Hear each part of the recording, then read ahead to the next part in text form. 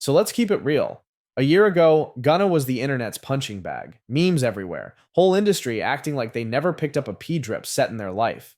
He couldn't breathe without somebody calling him a snitch. And then, boom, he flips the whole game on its head, drops music that nobody can deny, returns $15 million like it's pocket change, and now the streets gotta admit, Gunna just finessed the entire industry.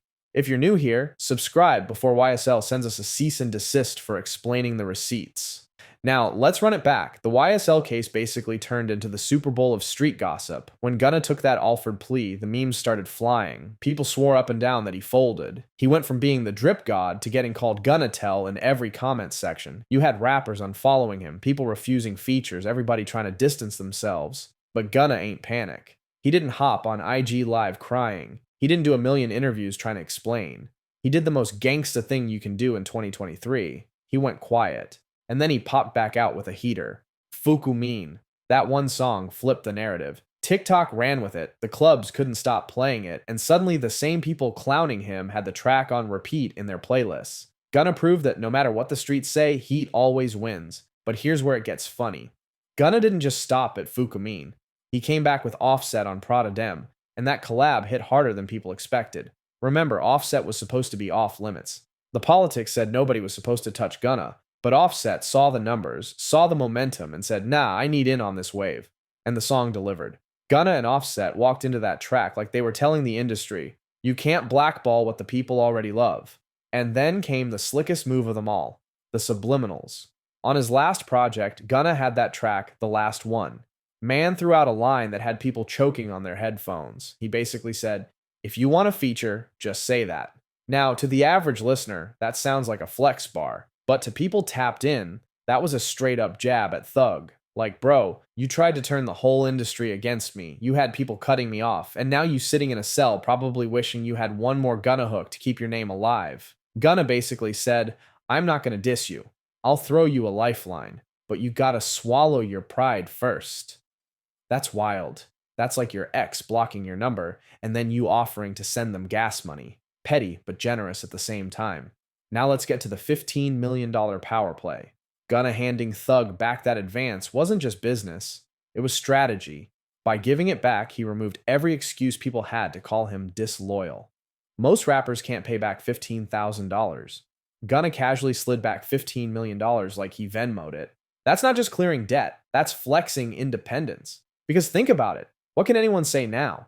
You can't call him broke. You can't call him a leech. You can't call him washed. He's proving he can carry himself without Thug holding the umbrella. He's saying, I'll stand on my own money, my own records, and my own name.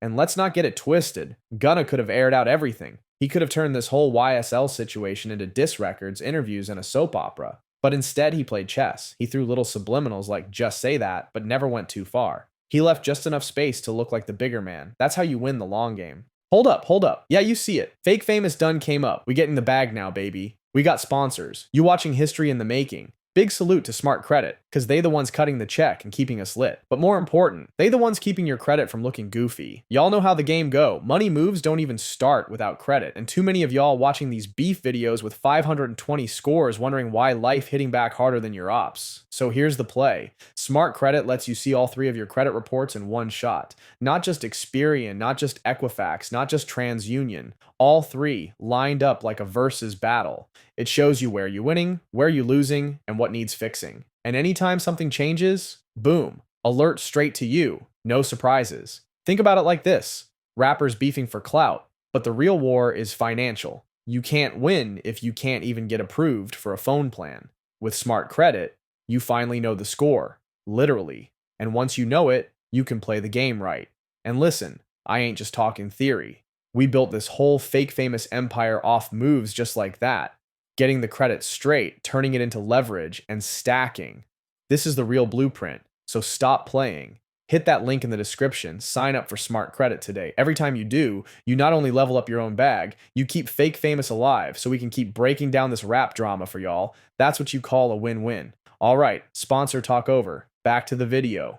Now here's where it gets tricky. Those street politics are the only thing keeping Thug from saying, yeah, let's lock in one more time, because honestly, a Thug and Gunna collab right now would break the internet. But pride and politics are louder than common sense in this culture. So instead, you got Thug throwing shade from inside, and Gunna quietly stacking wins outside. And the funniest part? Some of these new fans don't even know who Young Thug is. Check the comments. You got people saying, wait, who's Thug? Why does everyone care if Gunna dissed him? That's crazy. Just shows how quick the internet moves on. Gunna stayed active, and Thug's situation kept him stuck. That's why Gunna's momentum feels even bigger right now.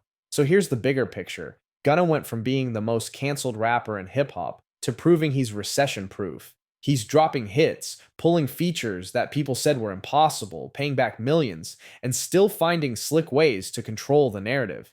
That's not luck, that's strategy. The question is, did Gunna just finesse his way back into the top tier of rap?